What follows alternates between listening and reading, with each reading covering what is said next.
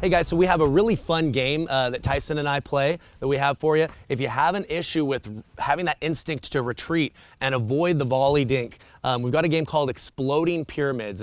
And what it does is it really helps teach you to look to take the appropriate ball out of the air and not retreating every time. So the setup is really simple. We've got 3 cones, just maybe about a foot, maybe 8 inches to a foot inside the kitchen line.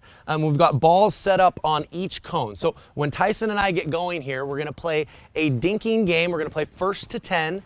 Dinks have to land in the kitchen, but if I hit one of his pyramids and hit the ball off, or he hits mine, we actually get 3 points for that. So as we're playing it tactically, if I see that Tyson's giving me more of a pressurized dink going near my cones, rather than instantly retreat, I'm gonna look to stay in and defend my cones here and not allow him to gain that 3 points easily, okay? So this works on a couple of levels. We're trying to work on finding that balance between being consistent with enough height on our dinks up the line, but also at times giving just a little bit more pressure with the ball trajectory to try to put it near our opponent's feet, or in this instance, hit their cones. And then on the third level, what we're really working on is understanding we don't want to have our instinct to go back off the line. We want to hold our ground when it's appropriate, and for this drill, try to defend our cones. Okay? Anything with that, Tyson? Yeah, I think the main question is, Kyle, it's always, when should I take a step back, right? Absolutely. So think about,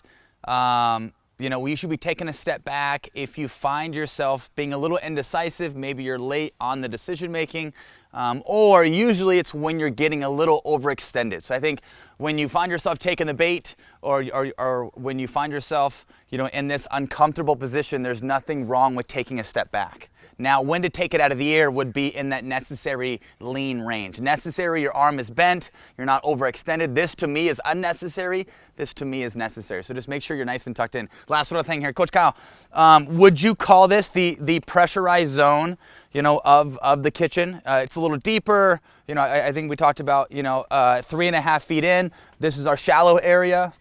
We can call this our neutral area, right? And then, let's say like a foot, this little tunnel, a foot out from the kitchen would be the pressurized zone. Yeah, I think the line right there is right at the start of what I would call the pressurized zone. That's right where it gets very, very tough to decide, do I take this ball out of the air or do I let it bounce? And you'll get a lot of errors from your opponents if you can force them to make that quick decision time and time again. If there's any indecisiveness, there tends to be an error or a weak reply from our opponents when we can find that area there. So we don't want to aim perfectly for the line because it's going to be easier for them to consistently take this ball out of the air, but just inside, daring them to take the bait of over-leaning like Tyson was talking about. Okay, let's play, man. I'm ready. Ready to do it. I'm ready. All right, Tyson, why don't you go ahead and feed us? Okay.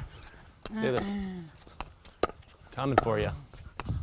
You're not getting in my Look kitchen. at that lean. Look at that That was lean. a little unnecessary, I'm not gonna lie. So dinks have to land in the kitchen, remember, guys?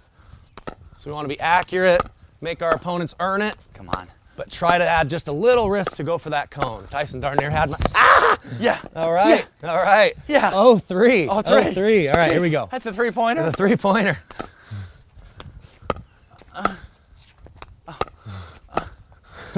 Stay out of there. Stay out of there.